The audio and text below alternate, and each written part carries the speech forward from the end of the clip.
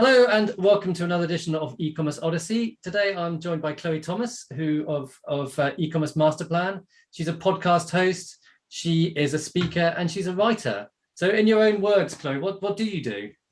Well, I describe myself these days as a podcast host and author because that's what I mainly do. Most of what I do is just speaking and writing. So what do? I host the E-commerce MasterPlan podcast, which is where I interview a retailer every week, and that's been going since 2015. And I also host the Keep Optimising podcast, which we launched last year, where each month we focus on a different marketing method, and each week I interview a different expert, a different angle of that. So we might do email, we might do Facebook ads, and it's all about growing an e-commerce store. And then over the last kind of 15 years or so, I've written 5 different books on e-commerce. So yeah, I like to do things that will help e-commerce business owners make better decisions about how to grow their business. And the two I've drilled down to over the best part of 2 decades is writing books and hosting podcasts. So this is a bit off script because I didn't give you this question, but I mean, so obviously you've met a lot of e-commerce retailers, right? Is there a typical e-commerce retailer? Is there certain traits that you notice in them? No. Okay. I suppose I find there's 2. There's the noisy and the quiet ones. Okay. So you get the noisy ones who love to tell you what they're doing. They'll show you what's going on behind the scenes. They probably started, they might have started their own podcast. They might be really keen and eager to get on stage and talk about what they're up to.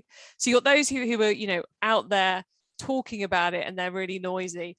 And then you've got the really quiet ones who assume everything they're doing is terrible, but it isn't, and who don't like to talk about it. And those are the 2 big differenons. So was I on the noisy side of things because you interviewed me?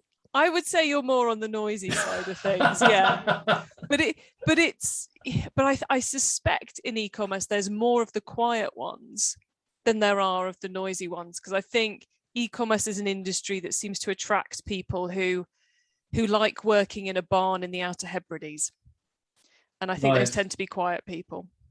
Because I think you've got, e-commerce is obviously, there's the people who like the products and there's the people who like the technology. And I've always been more interested in technology, and I had to kind of learn about the products, and I find that bit quite hard. I'm actually almost perhaps a bit too much of an introvert, not so extrovert, to do e-commerce, because I just, I don't get out enough because of it. I don't get to talk to enough people. And that's why I do this podcast. One of the reasons I do this podcast. So tell me, how did you get started?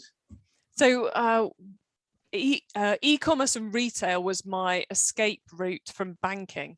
So when I finished uni, I was part of on the graduate scheme at Barclays Bank, and I applied to every marketing job going in order to leave Barclays Bank. And the first people to offer me a job was the marketing team at Pastimes, UK high street retailer that doesn't exist anymore, who at the time had, I think it was 120 stores, a thriving mail order operation, and also a website. This was in the early mid 2000s, and I was hired to look after the catalogue mailings as a direct marketer. Got very involved with the web, and after that there was no looking back. I was completely hooked in the world of e-commerce. From there I became head of e-commerce for a group of mail order businesses. Then I launched a marketing agency, sold that a few years ago, and now it's all about the podcast, really. Mm-hmm. So what happened to Pastimes? Did they just their overheads were too high, presumably? Well, that's about 20 podcasts. That question. Basically, when I was there, I did 2 Christmases and it went under. Went into administration after the second Christmas I was there, which was, at that time, it was part of a larger group, and the other bits were sold and things happened, and Pastimes was left with the overheads of the whole group, and it was kind of probably inevitable. Look, this is looking back on it. Then it went through various other collapses, and now I think it might be a brand owned by WH Smiths, but I'm not entirely sure. But it basically lost track of what it was trying to do and got addicted to discounting. Right. So it was all about historically inspired products from different ages through time, and it became kind of a more tacky gift emporium where customers only came in to buy when we gave them 20% off. So Right. sales completely depended on which category we were taking 20% off. And it also, the other fundamental problem was that we were a business that was being driven by the catalogue.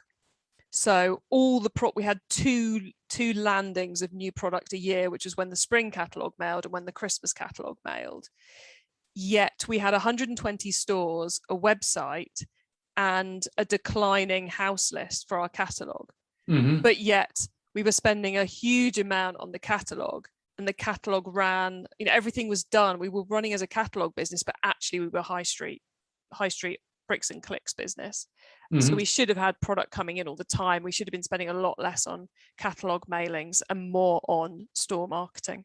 Yeah. So there are, like I said, it could be an entire podcast series of what not to do. Okay. But that's very easy to see looking back. Yes, hindsight is always 20/20, isn't it? Really. Yeah. I mean, the businesses that I've seen have gone bust. They basically, their overheads were too high because they, you have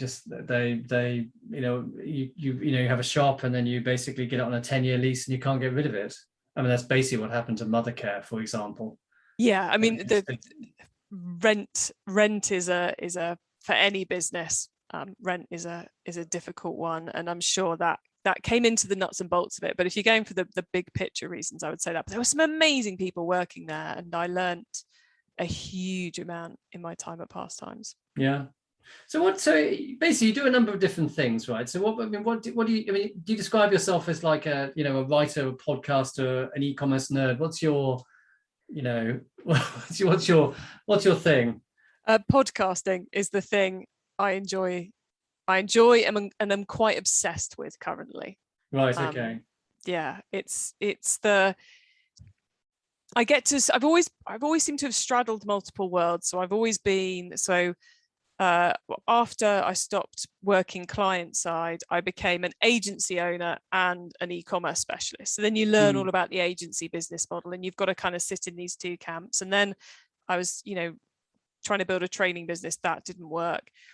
And now I kind of sit in the world of e-commerce and dabble a bit in the world of books and do a lot in the world of podcasting. And I know how e-commerce works, and podcasting is the thing I don't fully understand. And so there's a lot to learn. Because I'm interested in podcasting. I mean, one of the reasons I started the podcast was just it's obviously quite easy to get going. Here we are, I'm recording this on Zoom, how is it that I mean, it seems that the kind of monetization of podcasting is something which isn't particularly well developed. I listen to kind of things like, Downstone's History Hit. He records all his own adverts, which must be a real pain. Because, I mean, I think because Apple's just doing this thing where it's just beginning to like kind of develop some sort of network where people can, space on podcasts can be sold as like a kind of a media thing without it having to be a kind of one-to-one relationship. Do you have sponsors for your podcasts? Yeah, we have sponsors for both podcasts. Yeah. And we do what you call a host read, which is where I read the ads. And the reason we do that is because it should create a greater response rate. So yeah, there's this whole world of kind of dynamic ad insertion, which has actually been going on for at least 5 years on different platforms that Apple and others are now trying to get into, and Spotify are trying to get into. And it's an interesting space, but for me, that feels, on that big platform side of things, it feels a bit more like the Google AdSense network. Mm-hmm. Whereas a blogger, you chuck a widget up and you maybe earn a tenner a month, because you're allowing someone else to sell your ad space. So I'm not sure it's going to be the big money spinner for people to make a living out of it. So you think that with you, because presumably you have a strong relationship with the people you're advertising with, and you do a more bespoke job and you can get more money out of it than if you as an AdSense, you get a penny per click, or something. Okay, that's interesting. I have no intention of doing that, but I'm hoping to use the same technology to monetize the back catalogue, because it was about 3 years of Ecommerce MasterPlan before the sponsorship side of it really took off. So I've got about 150 unsponsored episodes that still get listened to. So if I can use dynamic ad insertion to put ads across all of those, then that gives me something else to sell my sponsors. Yeah, because it's a fascinating space. Yeah, because I mean, I find, I don't know if, do you listen to The Bugle? That's my favorite podcast. Oh, no, I haven't. I should write that one down and have a listen. The Bugle, I don't know, it's hilarious. Andy Zaltzman, amazing. Anyway, I mean, they effectively, they get people to sponsor them. And they basically, you have a subscriber system. It's voluntary subscribers, but like Patreon, that seems to do quite well. And then you've got things like, I mean, Dan Snow's History Hit is clearly, and that's the podcast I listen to, which is the most clearly trying to monetize it. And they have a very long advert at the beginning and a very long advert in the middle. But then I've got my Apple Watch and I just buzz through it. So that whole length of adverts thing is something I'm constantly juggling with, because you want the advert to be effective for the sponsor. So for there to be enough time to sell the product and give the call to action. So as it works for them, and so they come back and sponsor you again, because that's what pays for everything. But you also don't want the podcast, it to turn off the audience. I don't want someone to go, am I going to listen to Chloe's show or am I going to listen to, I don't know, William's show? They're both about e-commerce. They're both interviewing an interesting retailer this week. I've only got time to listen to one on my commute. Who do I pick? Oh, he doesn't do ads, so I'll listen to his show. I want the ads to be sufficiently interesting and sufficiently unannoying that people will still listen to the show, because if they don't listen to the show, I can't sell it to the sponsors anyway. So it's something I rattle around in my head a lot, is how I structure the sponsorships. They give value to the sponsors and to the audience. Yeah, because my one bit of advice here, because I listen to quite a lot of podcasts, is that some of them, like, Dan Snow's History Hit, he'll have the same advert for a number of weeks in a row, and it's very boring to listen to the same intonation, even like, of the advert. I mean, even just making it just a little bit different every week. And that's something that Andy Zaltzman from The Bugle used to do very well, because he used to read a funny advert every week with a bit of information. And it was just worth listening to that. I don't know, anyway. You're the expert. There's a lot of movement now amongst certainly amongst the serious podcast sponsors. I don't know how far it's trickled down through the sponsor world yet, but into, rather than giving hosts a script to read, giving them key points and allowing them to put it into their own voice, because then you should get a better response. But that's quite a thing for a brand to do, is to go, do an advert for us, but do whatever you want, as long as you mention this, this, and this, and include the call to action. We don't mind. So I think that makes sense, because I think it's quite boring listening to the same advert again and again. Yeah. Even if it's just you recording the same thing. I mean, it's it really great, because if you come back every week and listen to the same podcast, then oh no, so I think they're right. I think anything which is can make it more interesting. So do you find that, okay, so you've got got a website, a podcast, the book. I mean, how do you think that they interact? How do they interact with each other? There's the theory, and then there's the complete untrackability of the reality. What do you think happens? What do you think happens? Well, my hope is that people find the books on Amazon, because we're the latest one, e-commerce marketing, how to get traffic that buys, that one performs really well. So I've got a copy here as well. I'd like to point out. Very good. It's interesting. Some people call it e-commerce marketing. Some people call it how to get traffic that buys. Interesting. But that one works really well on Amazon and appears for a lot of good e-commerce terms, is a cross sell on a lot of good books. So I think people find that and hopefully get as far as the podcast pitch in the back, so we bring them in to listen to the podcast. We also run a virtual summit, which is all about email list growth, which again is to drive people to the podcasts. And the website. The website is an interesting one. I've always struggled to work out how many of the podcast listeners actually visit the website to interact with the content, or how much the website appears in SEO or appears, on social media as we talk about stuff to then drive people to the podcast. So I'm never quite sure which is the more powerful link, people listening to the podcast coming to the website, or people getting to the website, learning about the podcast, and then listening. It's that one I haven't yet got my head around, but I think they probably go in both directions. Okay.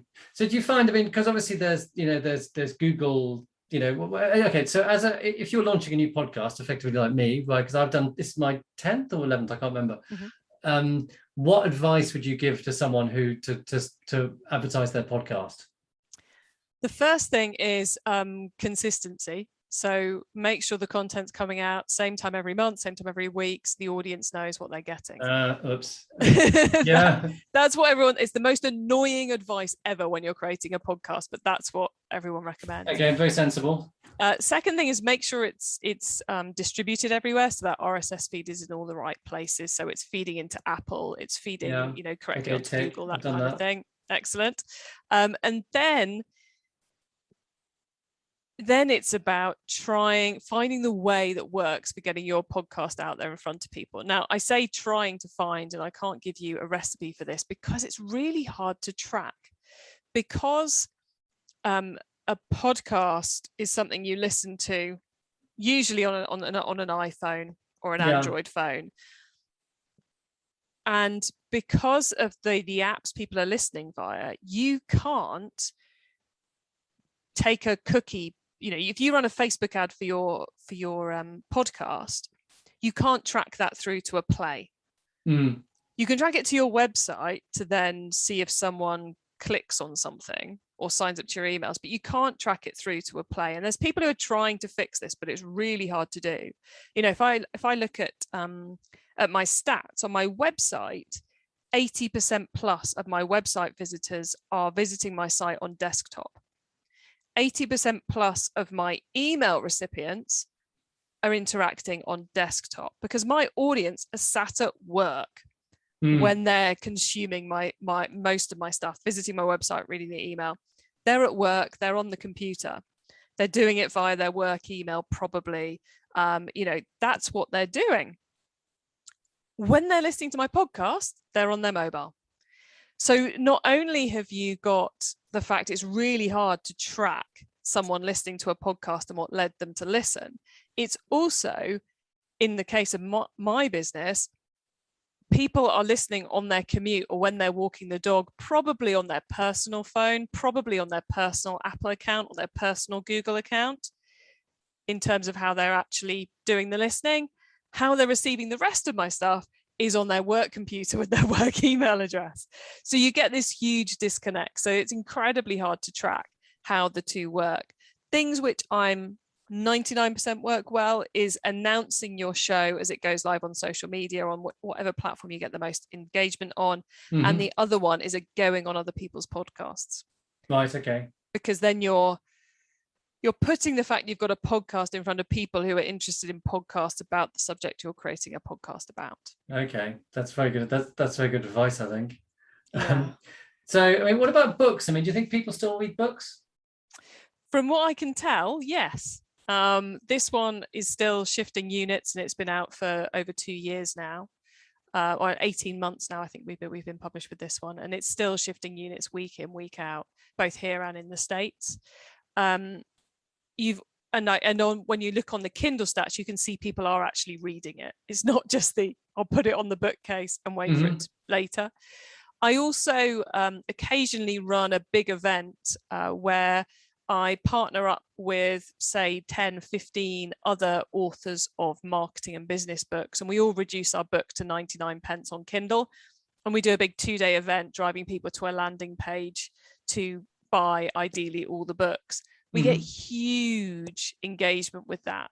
So I think there's certainly still a lot of purchasing of books. And from what I can see, I think there's a lot of reading of books too. So they're still very viable. Still a good way of learning. Because I'm writing a book. Need to think about. I'll talk about that later. Okay, great. Okay, last question. What has inspired you recently? Can I give you 2 answers for this? You can, as many answers as you like. Okay, so you can be multiply inspired. You can be more inspired by other people. In the podcasting world, I'm very inspired by Podcast Movement, which is the biggest podcasting conference, happens each year. It happened in Dallas, I think. No, Dallas is next. It happened somewhere in the States. I didn't go to the States for fairly obvious reasons. I watched it from here, but there were some amazing sessions and it's got me really fired up about podcasting. So that's got me really inspired at the moment. But in the e-commerce space, the things which get me inspired are talking to other people. It's about, my guests are always inspiring me. Fascinating, talking to the guests, but also taking the time to go to events and pay attention to events. I think I've fallen into a habit over the last 18 months, I suspect a lot of other people have, of signing up to events and thinking that counts. I've signed up, so it's all fine. It's like, no, if you think back to when we were doing the real world stuff, it wasn't just signing up, it was the going along, getting the time out of the office, committing to it. And I think that's something I'm trying to do more of as we go into the autumn this year. I've always enjoyed these things more than I expect to, and normally I actually I've stopped in. I don't know if you've been to a Channel Advisors event, which I have to say I think is reasonably awful and overpriced, but what I did enjoy, I think the last Channel Advisor I went to, I didn't bother going to any of the talks. I just talked to people in the just chatted to people about what they were doing, and I found that much more valuable. Because a lot of the time, these events, they try and they go, oh, we got this amazing big company that what's Walmart doing? What's Sports Direct doing, or something like that? And even if you're just if you're like a retailer like me, if you're a small retailer, I can't do what Sports Direct do. Can't even try. So to a certain extent, it's not interesting. But if I meet other people like me and find out what they're doing, then that is really valuable. So yeah, you're right. But it is, these days I'm because I don't leave the office so much, and because we used to all go for meetings all the time, but never do business without having a meeting with someone. But now you almost never do business with people you've met, and consequently, I just think, you realize how time-consuming these things are, and having a meeting takes half a day. Yeah, and I become more precious about my time, and so I start thinking, I haven't got the time to go to these things, but then I always really enjoy them. So yeah, I think it's been really easy to get into the mindset of, well, I'm just not going to go to anything anymore because it's great to have so much time in the office, but I'm going to try and make sure I'm heading out to at least one a quarter, probably two a quarter of the big events, just because there's this term which I don't think I invented. I think I picked it up from someone else, which is osmosis learning, which they often talk about in the workplace with, junior employees are missing out because they don't get the osmosis learning of hearing a couple of people who are senior having a conversation. But it also goes for events. It's the stuff you pick up, you're walking past, you're not planning on going to a session, you walk past and it sounds really interesting, or if you're me, you desperately want to sit down, so you sneak into the back of a room to sit down to check who you're supposed to be talking to next and get hooked by a session. And I think that osmosis or the conversations are really important. So yeah, it's important to do them. So there's wisdom. I'm getting wisdom here more than this is wisdom and inspiration. Chloe, it's been great talking to you. Thank you very much for coming on the podcast. We'll speak again soon, I hope. Thanks, Trevor. It's been my pleasure too. Lovely chatting with you. Okay, bye.